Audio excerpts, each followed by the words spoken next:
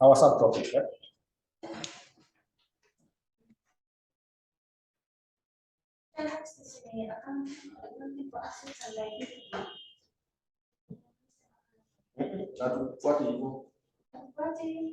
Nafuata hiyo, but we might not go.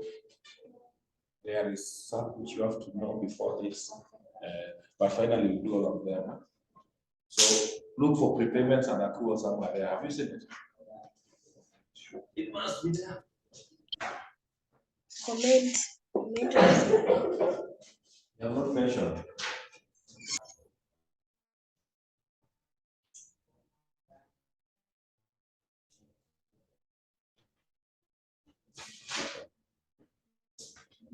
So our subtopic, those who are new, make sure you have the notes.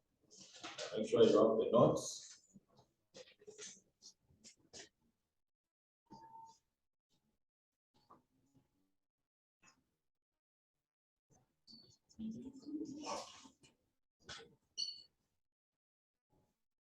Accruals and repayments.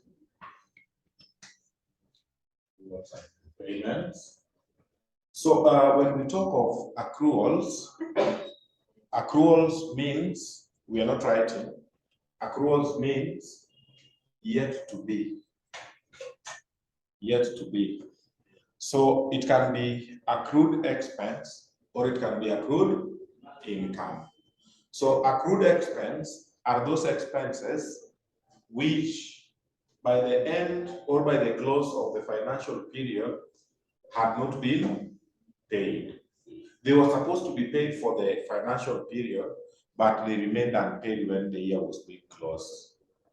Accrued income is an income which the entity was to receive, but had not been received by the end of the financial period.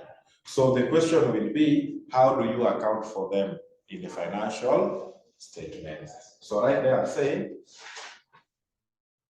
we bring them in form of definitions first. Accrued expenses,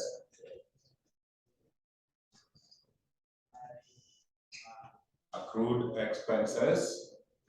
Then you say, these are expenses. These are expenses which ought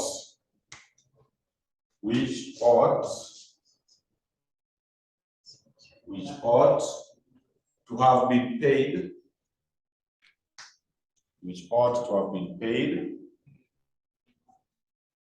but remained unpaid, at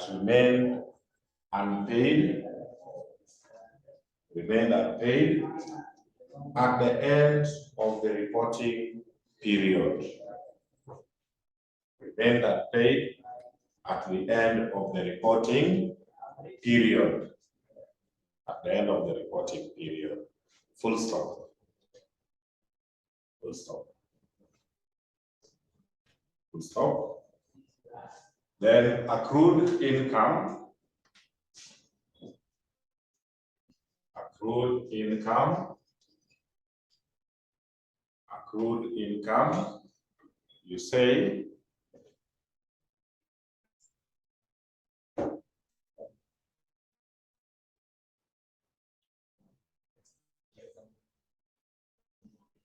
accrued income, you say, are those income which the entity did not receive. Income which the entity did not receive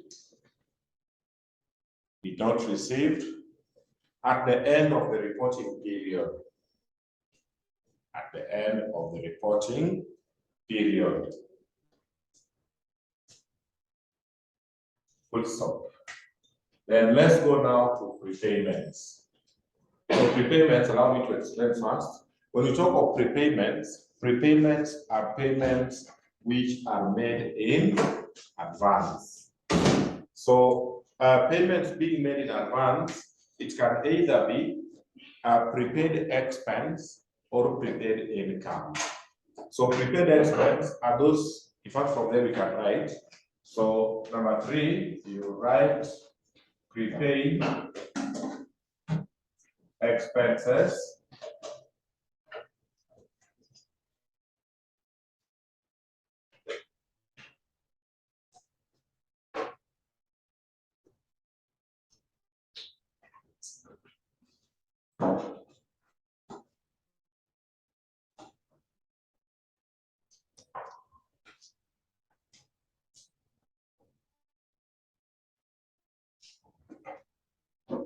prepaid expenses, you say,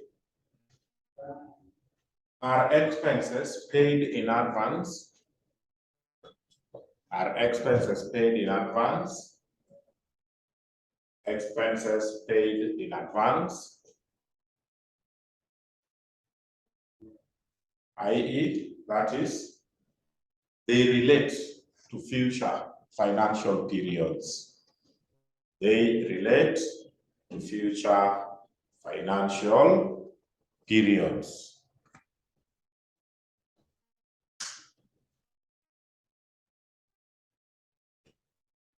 Future financial periods. Full stop. Full stop. Next. Next. Prepaid income.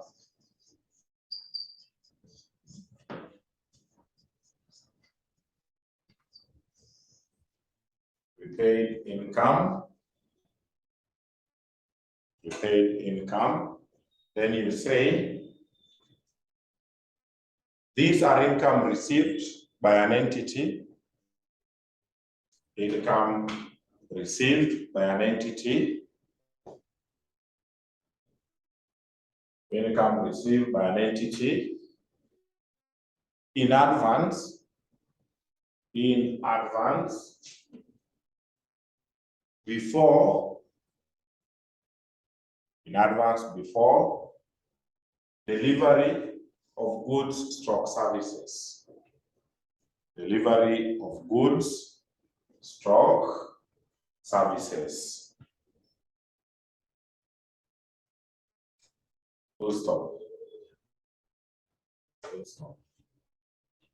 Then, so our main issue, and I have to be very specific here, at this professional level, nobody will ask you to define the way we have written that, to define what is prepaid income, accrued expense. Our main issue will be, how do you account for them? You have expenses which were paid in advance.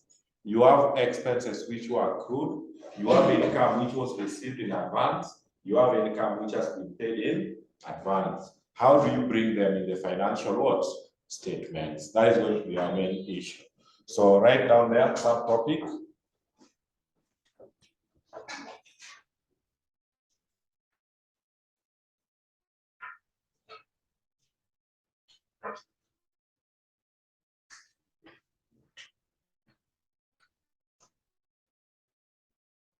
Then you say accounting treatment. Accounting treatment for accruals and prepayments.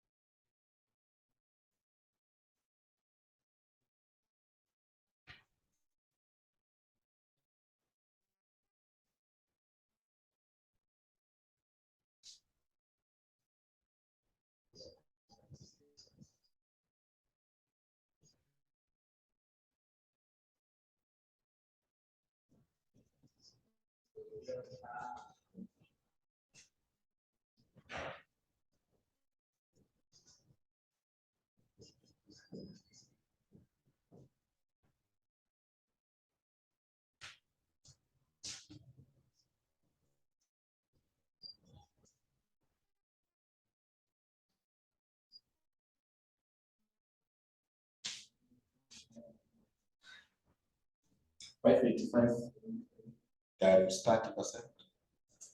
What if I need to use that?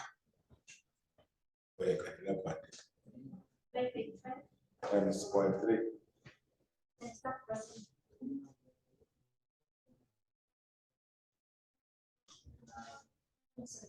What? 176.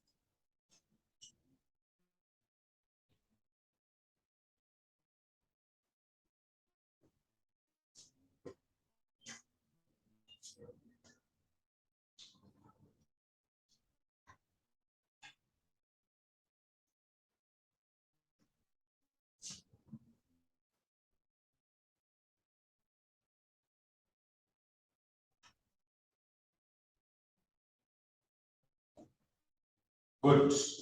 So when we will be preparing what we call the final accounts is the statement of profit or loss, and there is what? Statement of financial position. So when you have accrued expense, you include it as part of expenses. You know, you were supposed to pay, but you never paid.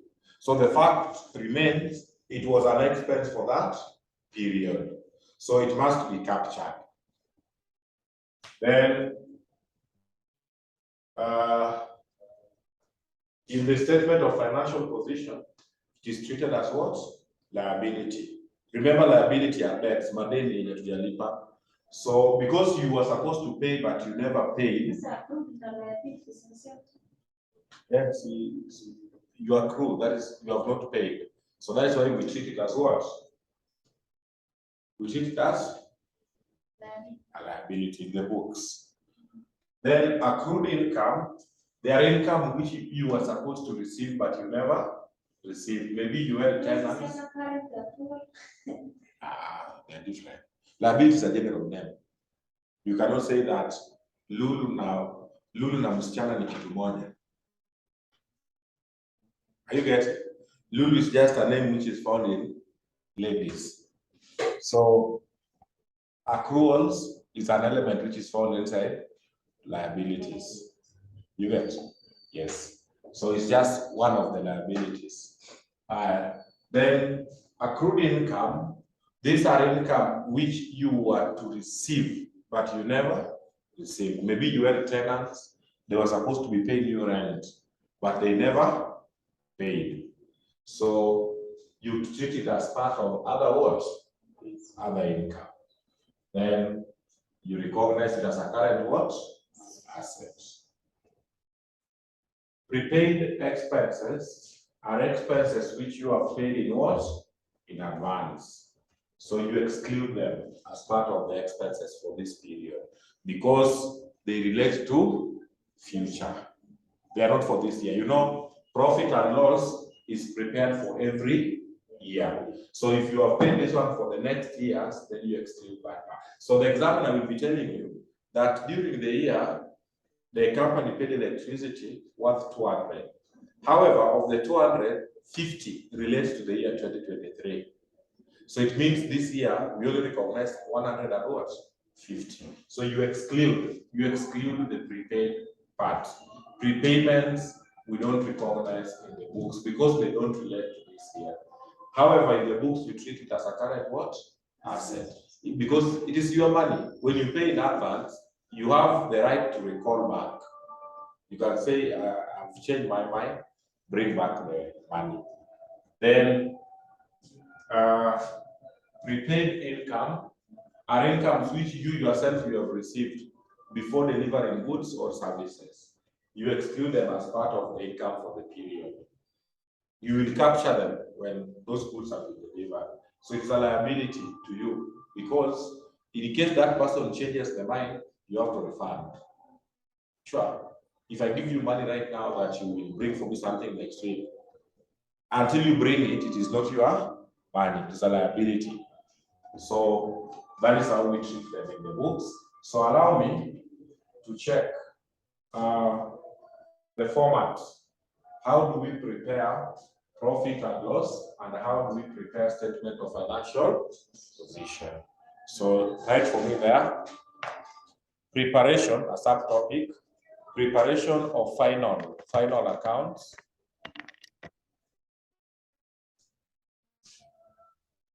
Preparation of final accounts.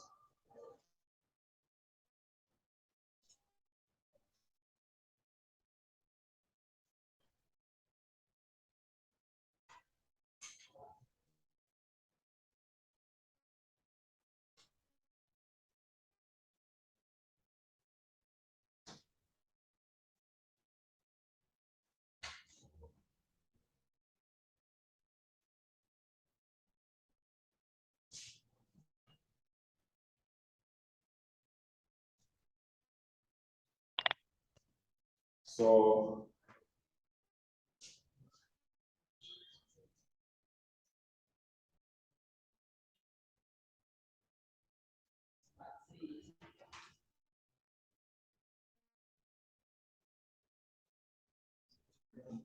So right there I'm saying final accounts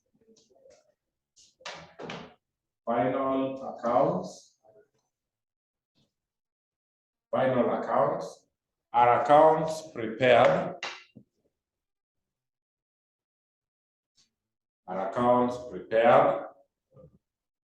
at the end of each reporting period. At the end of each reporting period.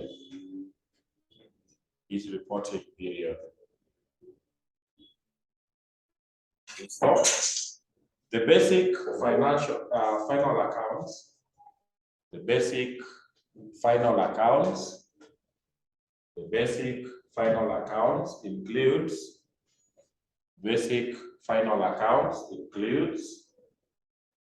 includes one, statement of profit stock loss,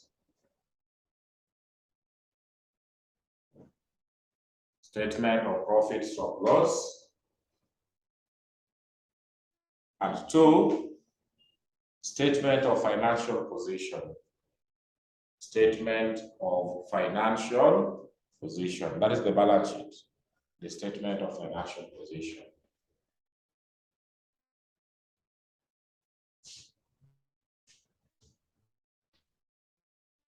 So let's start with the statement of profit stock loss.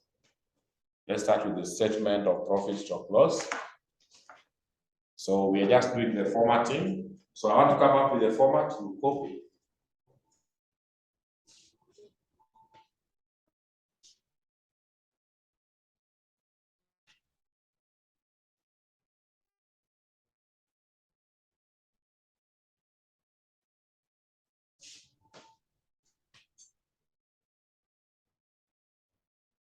So copy this format very fast. Call it XYZ.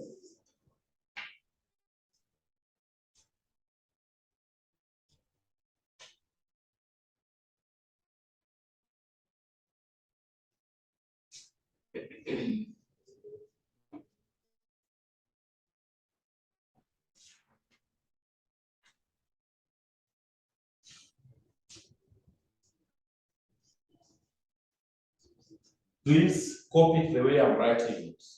If it is 3 lines, make it 3.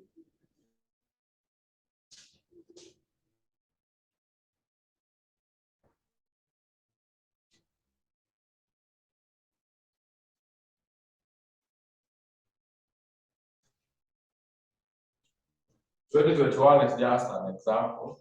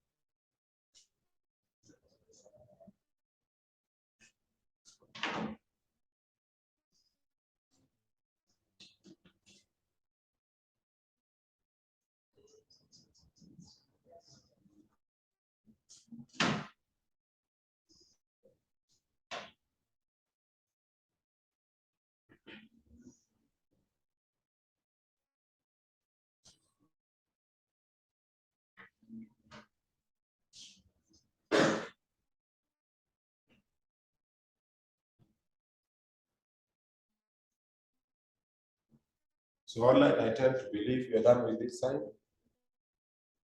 I can change the camera.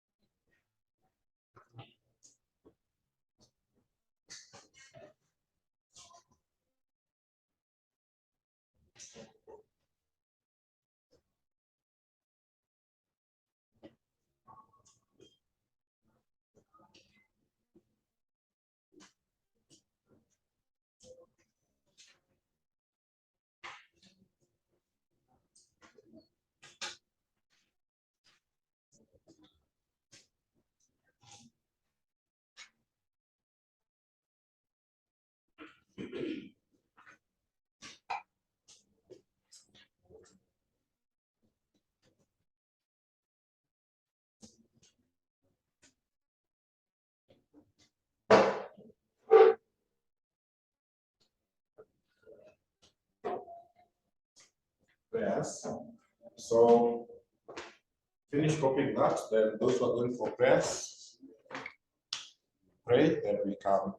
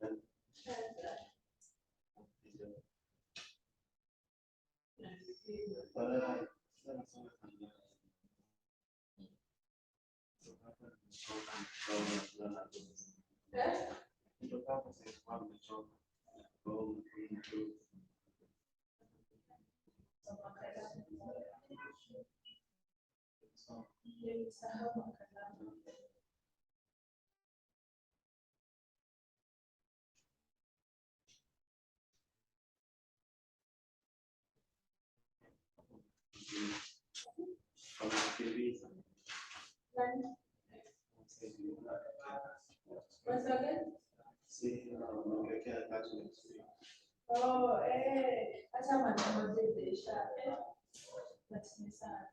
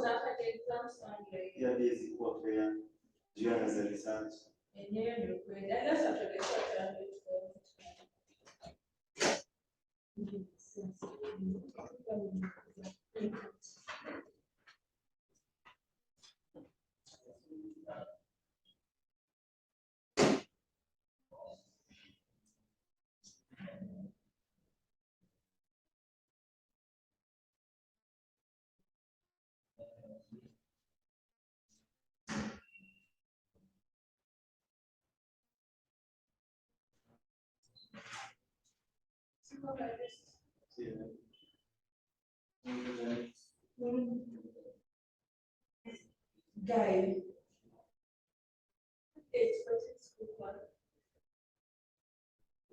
What is it?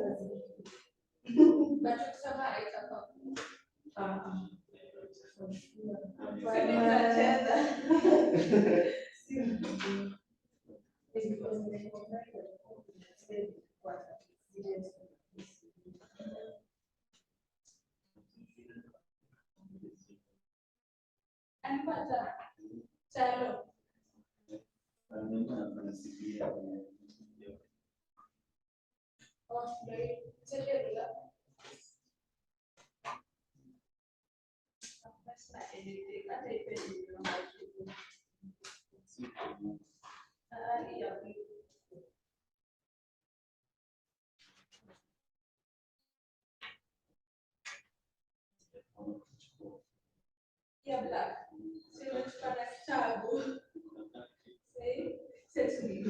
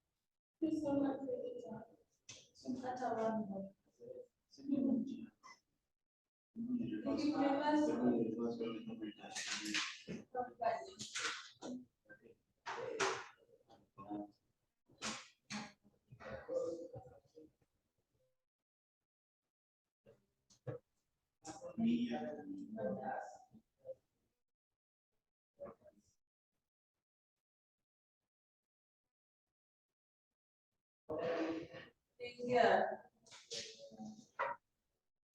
Yeah.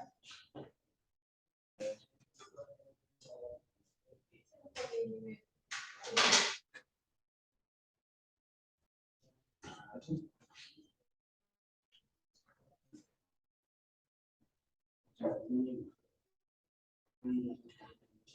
basi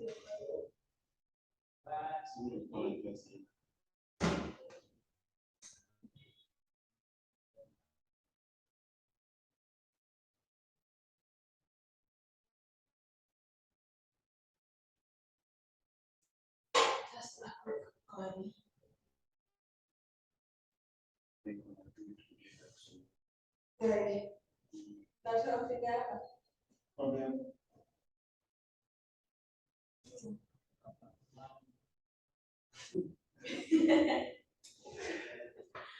Shafika.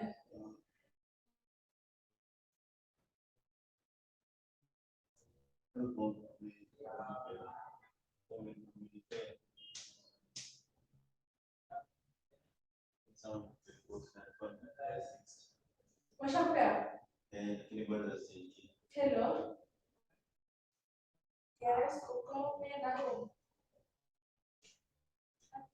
Sikuwa na credit. Na nilikuwa nimefika Bazana, sikuwa na credit.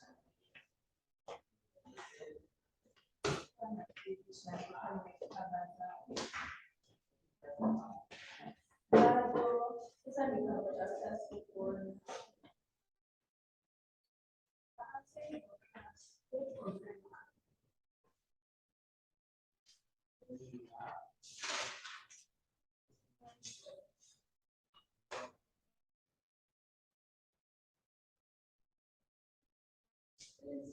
Sorry, nimesahau.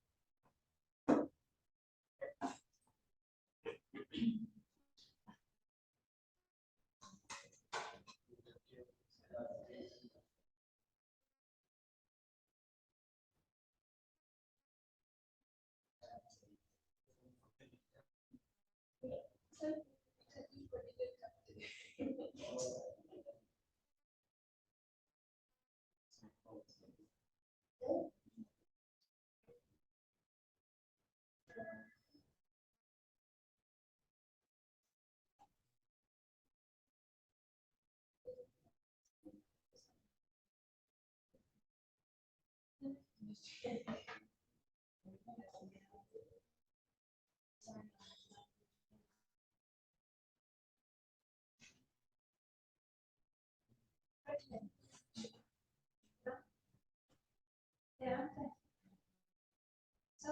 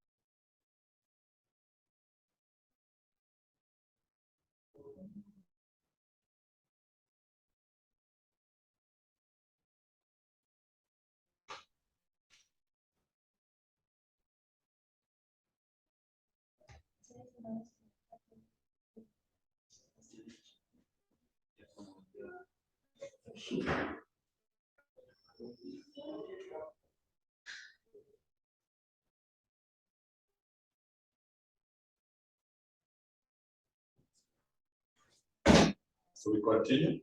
So let me just even bring the other one so that when we are discussing, we discuss all of them at the same time. So right there, another page of continuation, they are different.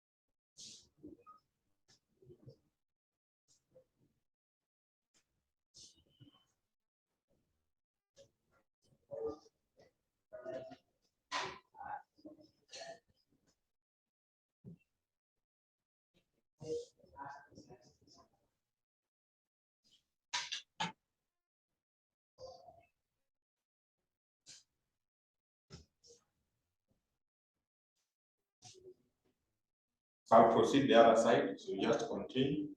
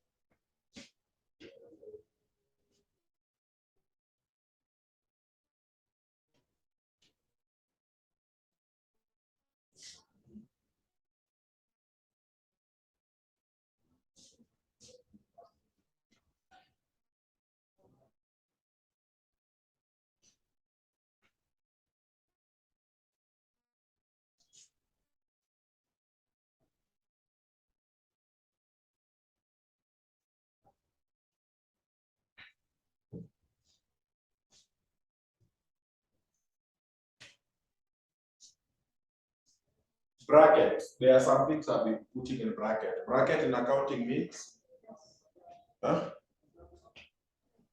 Subtraction. Subtraction, eh?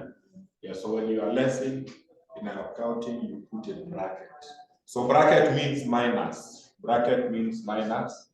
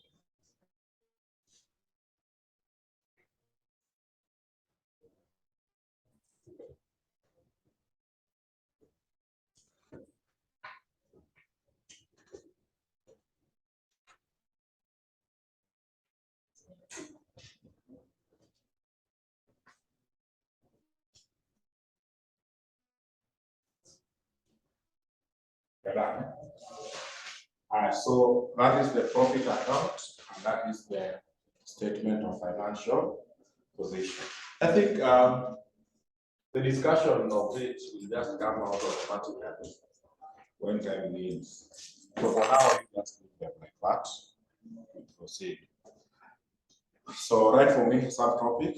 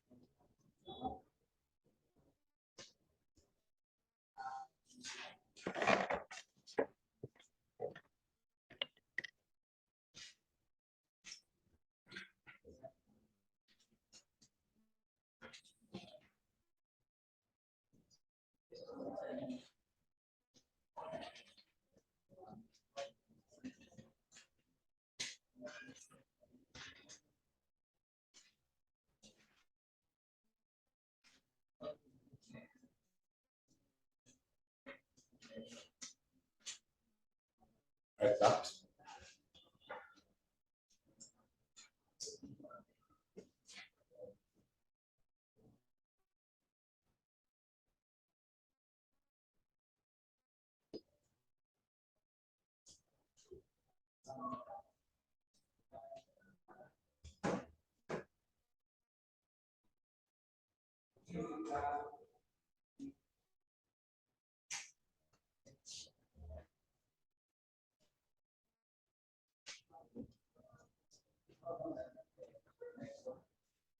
So write and say,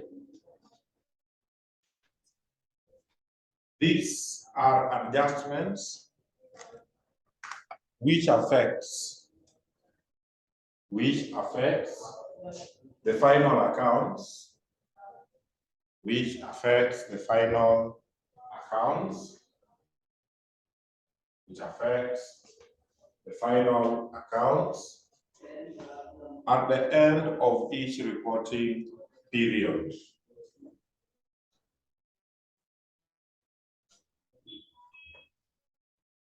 At the end of each reporting period. Full stop.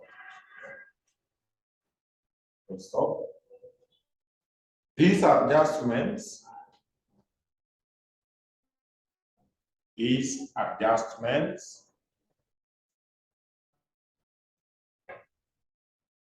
includes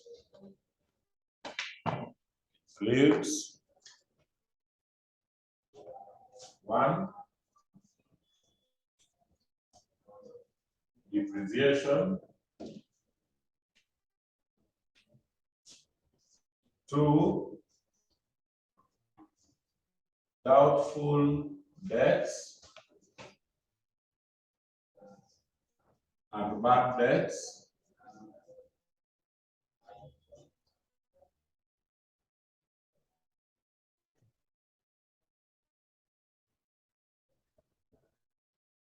3, inventory valuation.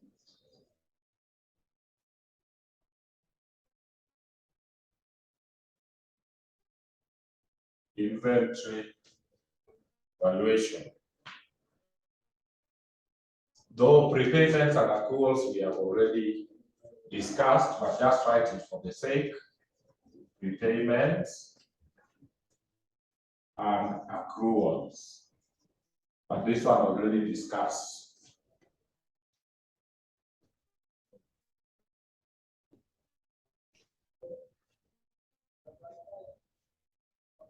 So let's start with this one. Depreciation. That's the first one.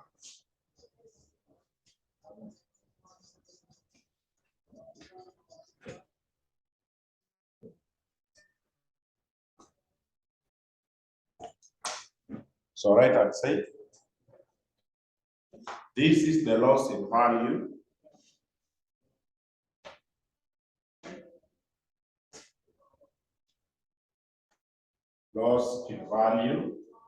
of tangible.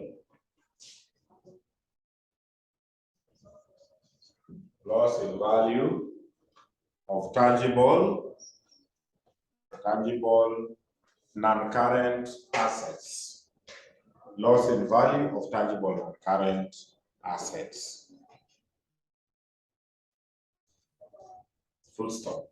So when tangible assets like fixtures, motor vehicle, when they lose value, we say that that asset has undergone what? Depreciation. Another IFN.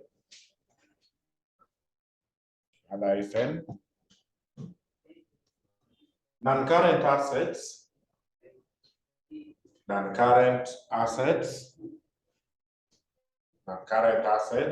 should be recorded in the statement of financial position. Should be recorded in the statement of financial position. In the statement of financial position, net of depreciation. Net of depreciation. Net of depreciation. Full stop. Similarly, comma, depreciation should be expensed.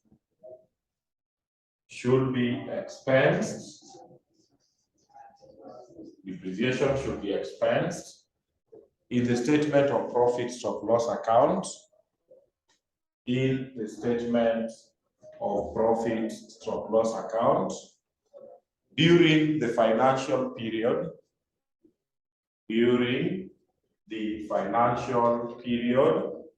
Under consideration.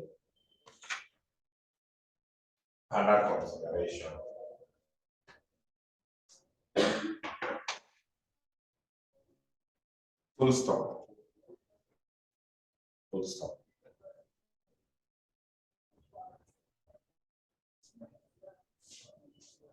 Good.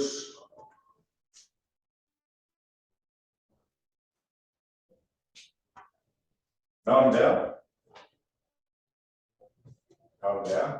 you say methods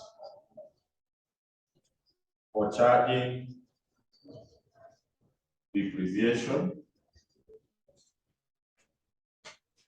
Methods for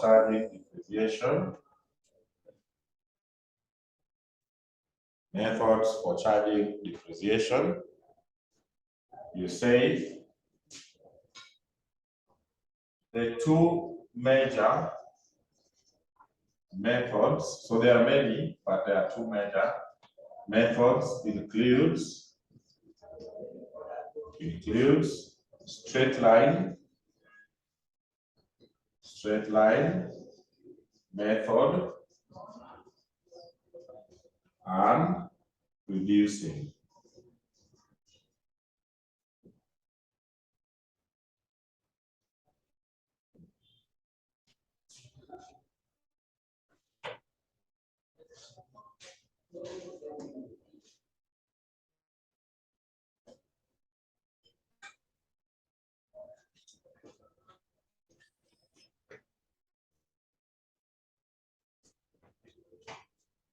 Let's start with the first one, straight line method.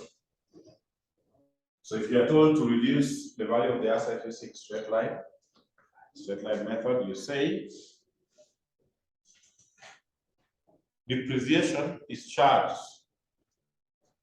Depreciation is charged. Depreciation is charged on the initial cost.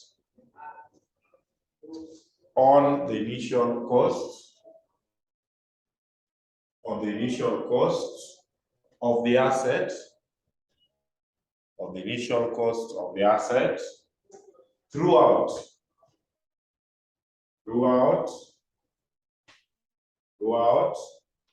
its useful life. Throughout its useful life. Full stop.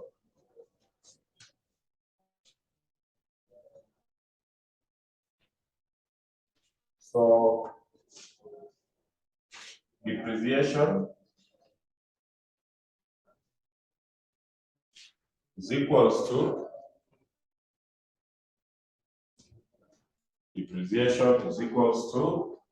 the cost times the depreciation rate.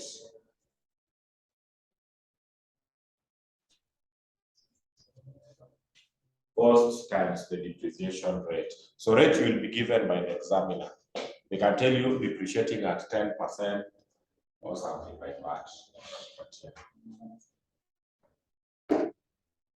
Then you say down there, where the depreciation rate is not provided,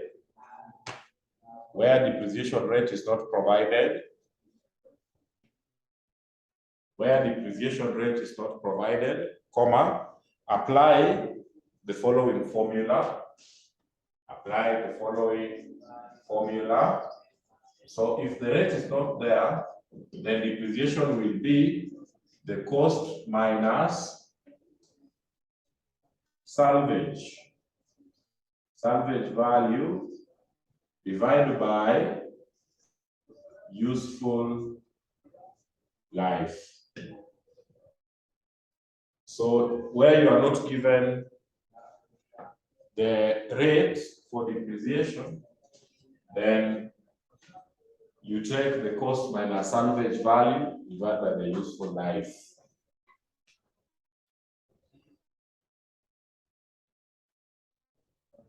So down there, what is salvage value and what is useful life?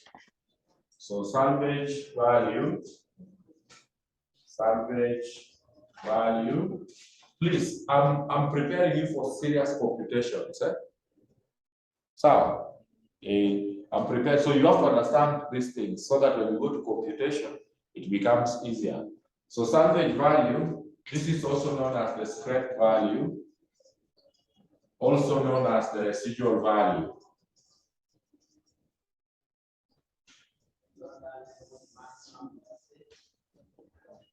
Salvage value, we can call it scrap value, it can be called residual value.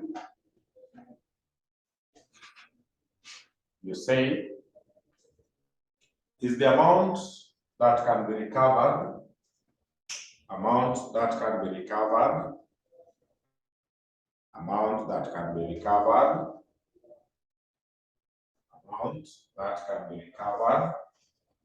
after the end of an asset with apostrophe, after the end of an asset's useful life. An asset's useful life. An asset's useful life.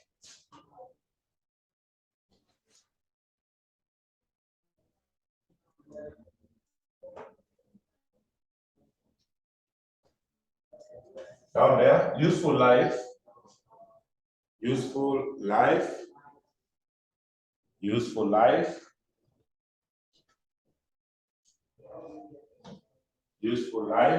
is the period. Useful life is the period that an asset is expected to be economically that an asset is expected to be economically beneficial. Expected to be economically beneficial to an entity. To an entity. Full stop. Full stop. Full stop. Correct. Correct. So the period, like these phones are useful life for how many years? Smartphones. What is the economic life of useful life of smartphones?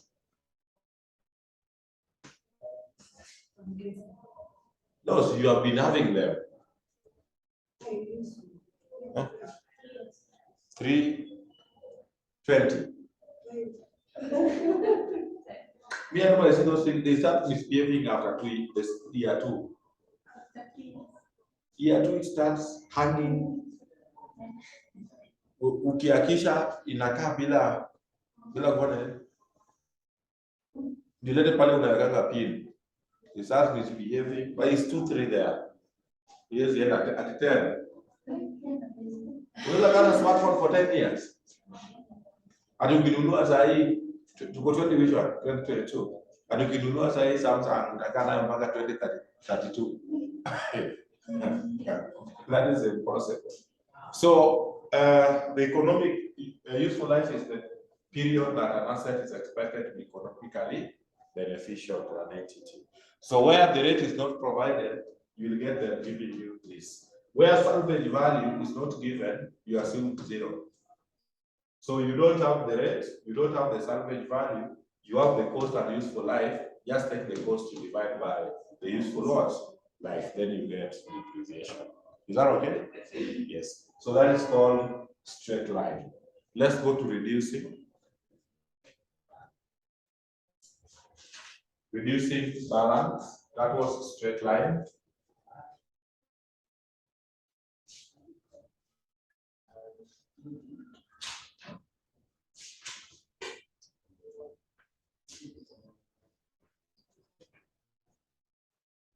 Straight line.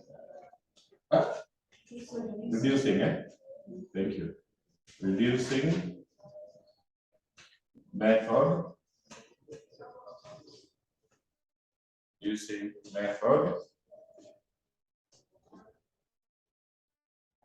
Then you say depreciation is charged. Depreciation is charged.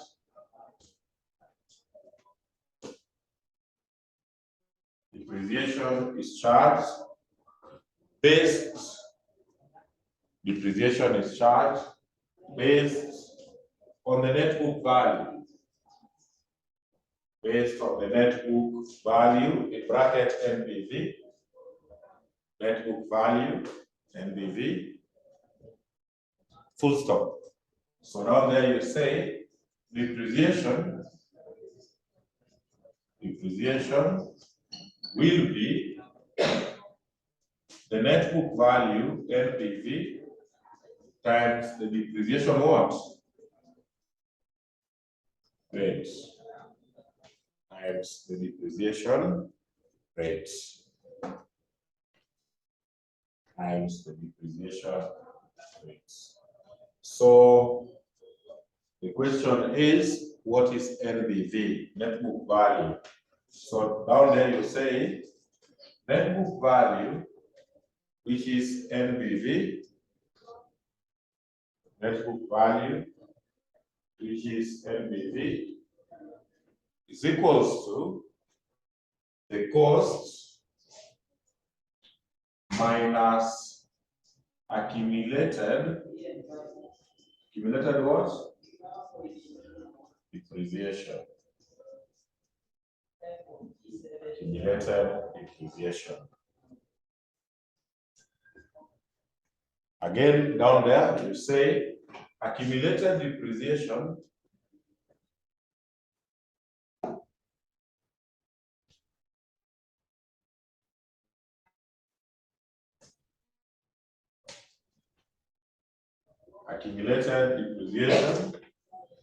is the sum is the sum of depreciation, the sum of depreciation that has been charged on the asset, the sum of depreciation that has been charged on the asset from the date when the asset was acquired. From the date when the asset was acquired. Full stop. Full stop. From the date when the asset was acquired. Full stop.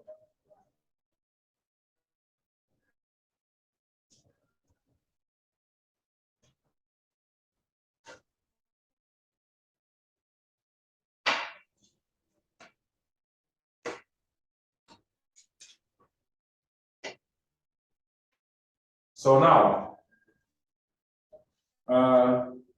what you need to know, just a few things. Depreciation, nobody will ask you all those stories you have written in theory. This one will be practical in computation. Depreciation, two things. One, the value of depreciation is treated as an expense in the P&L. Then that value again, you reduce the assets, the value of the asset in the statement of financial what? Position. That asset which has depreciated, you take the cost of that asset, you reduce with the depreciation. So that is phase one. Phase two, do you know how to calculate it? So calculation will depend with the method which you have been told by the examiner. So examiner will tell you, either you use straight line method or you use which method? Reducing. So if they tell you to use straight line, don't bother on how much had already been charged in the previous years. You charge on the initial cost. Just check the cost, charge that rate. It means in straight line, depreciation is just constant. Every year the depreciation is the same. So charge, then you account it for them the way I've told you. Then reducing first, you check how much had already been charged. You subtract is when you charge. So, yes. So that is it. That is it. Let's go to number 2. Doubtful debts and bad debts. Doubtful debts and bad debts.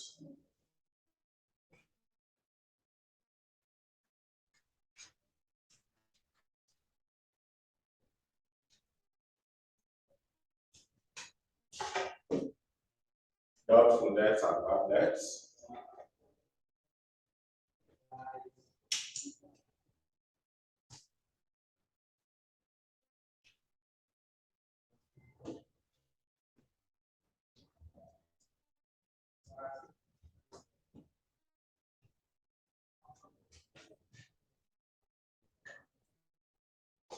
So write and say, doubtful debts arises when there is uncertainty.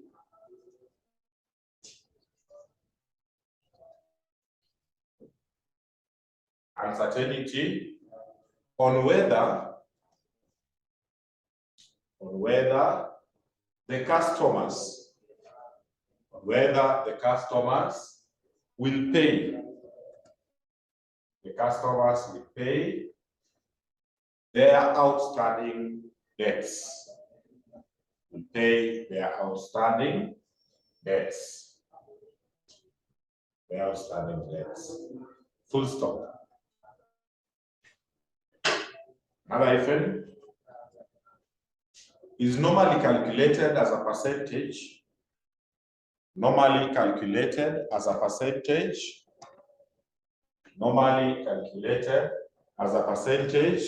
of the outstanding debts. As a percentage of the outstanding debts.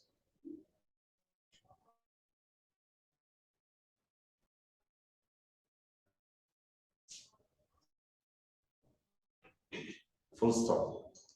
So when you are not sure whether they will pay or they will not pay, they said they will pay tomorrow.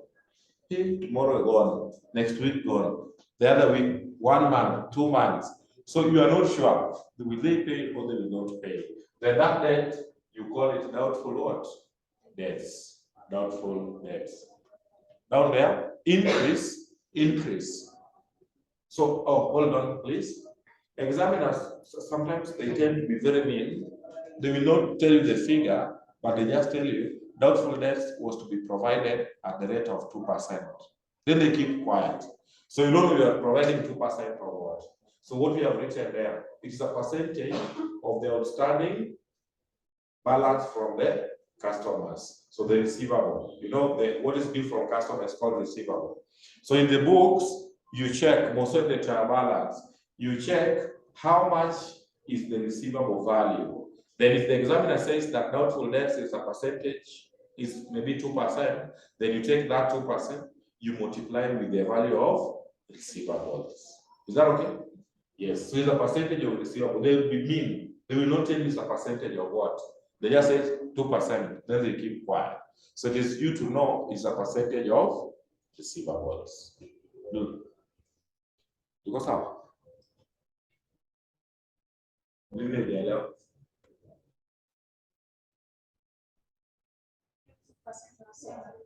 Hiyo ni example tu lakini.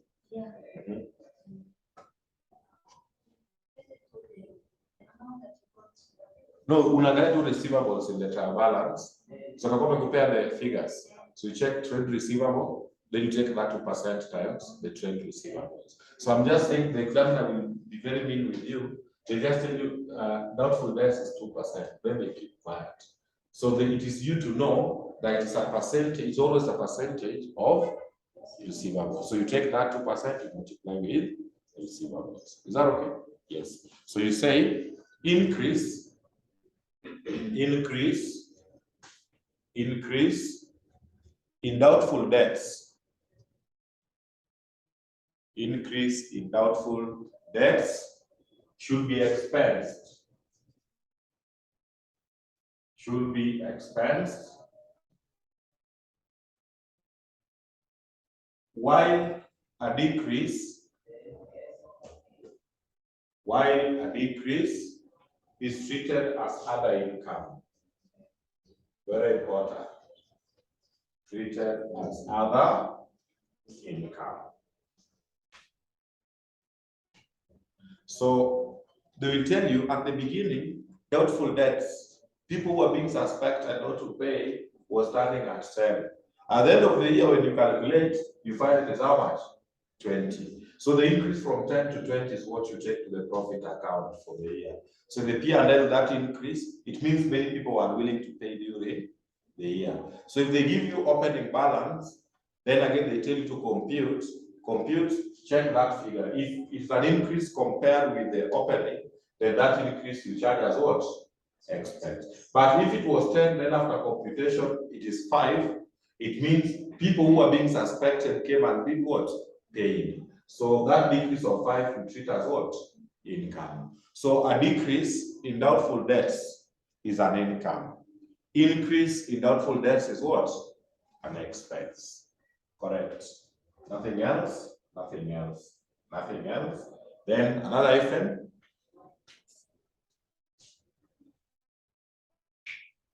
The trade receivables value. Trade receivables value. Trade receivables value should be recorded less of the value of doubtful debts, less of the value of doubtful debts at the end of the year. Less of the doubtful debts at the end of the year.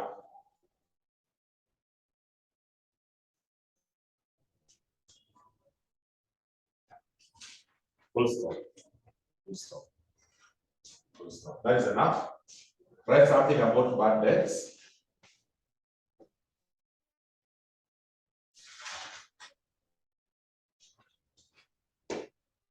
Then you say, this arises when an entity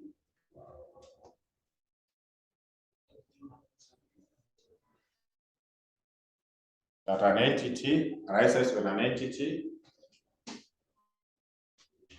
is certain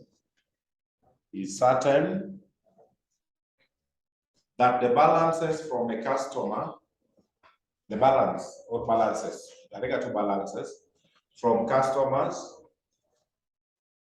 will not be received. Will not be received.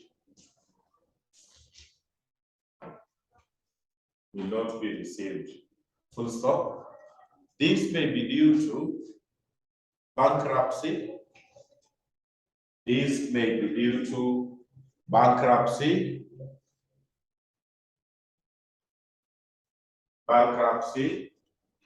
of a customer, death, or deliberate failure to pay, or deliberate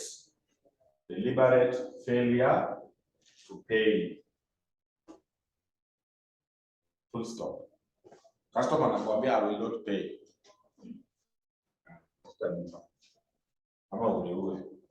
So that one we just write off as bad what? Bad debts. Another effect, bad debts should be expensed. Should be expensed and reduced against expensed. Should be expensed and reduced against trade receivables. Used against trade receivables. Full stop. As simple as that. As simple as that.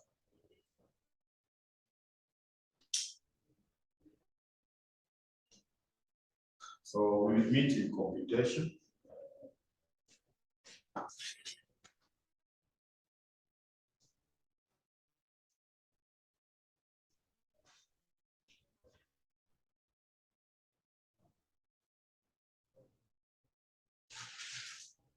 Let's go to inventory valuation. Inventory valuation. Inventory valuation. Inventory valuation is very important for us. Very first, you say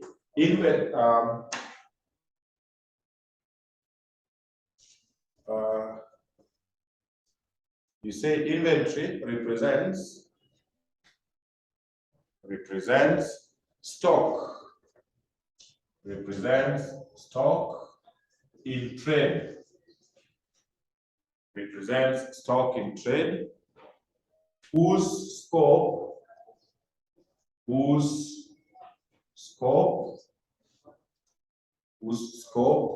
covers raw materials, whose scope covers raw materials,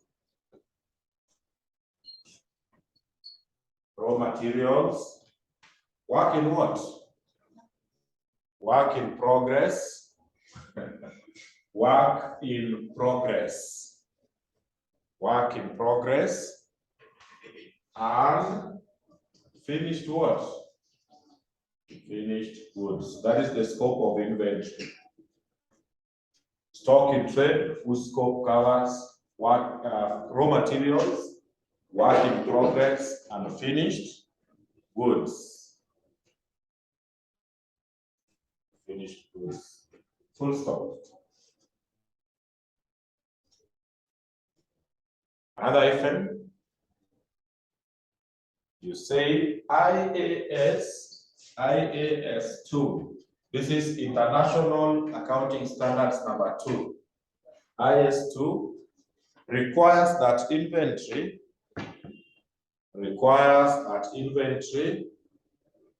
should be recorded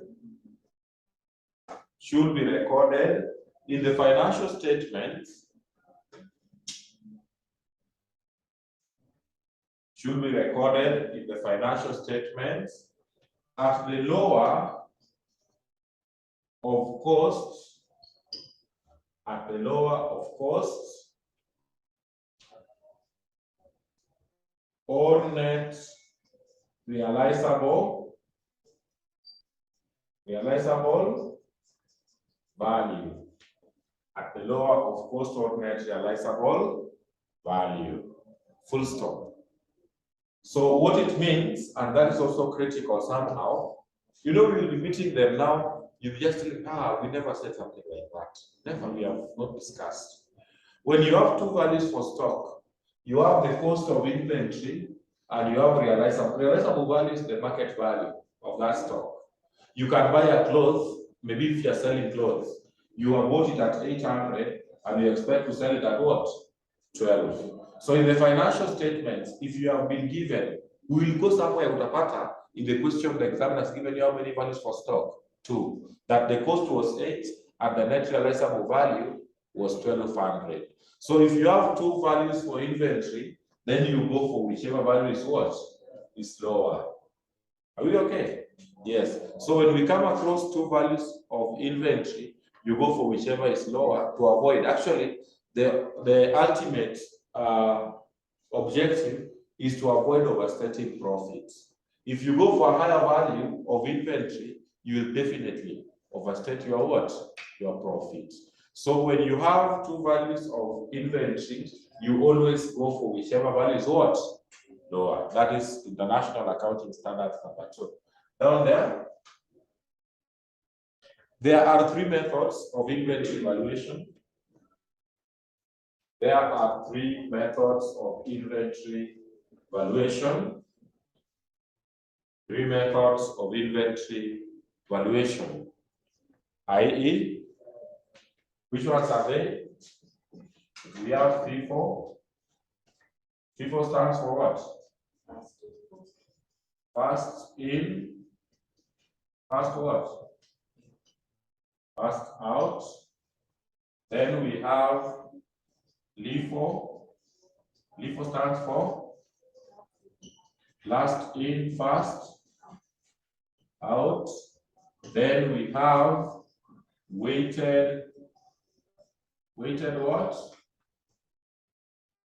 Averages. So those are the methods we normally use for valuing stock. It is very applicable in financial accounting to know the closing value of stock. So you'll allow me to start with FIFO. Just write FIFO because now you know what it stands for. So right there, FIFO.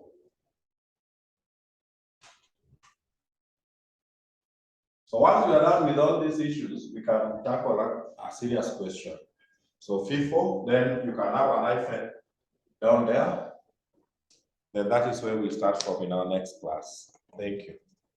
Have a good night. Yes, so let's meet in our next class. I propose this class for Saturday. Let's just kick it off from 1:30 instead of wasting a lot of time after 4. Sure. To 1:30 to 3:30. Pardon?